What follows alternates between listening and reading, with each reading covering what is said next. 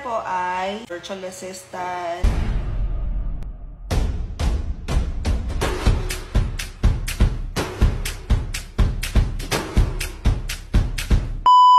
Business to business yung isang hawak niya. Sales support paid. Yung isa niyang client, lahat siya yung gumagawa. Tapos B2B yun. Tapos meron din siyang isa pang work which is appointment setting. Doon kasama ko siya dito sa team. And then bukod pa doon, pag hindi siya naka-duty as a virtual assistant or appointment setter or B2B sales, tech support, whatever, whatnot, siya rin po yung nagluluto dito sa bahay. Tayo. Ano ba? Driver. Ano ba? Around ka sa bahay.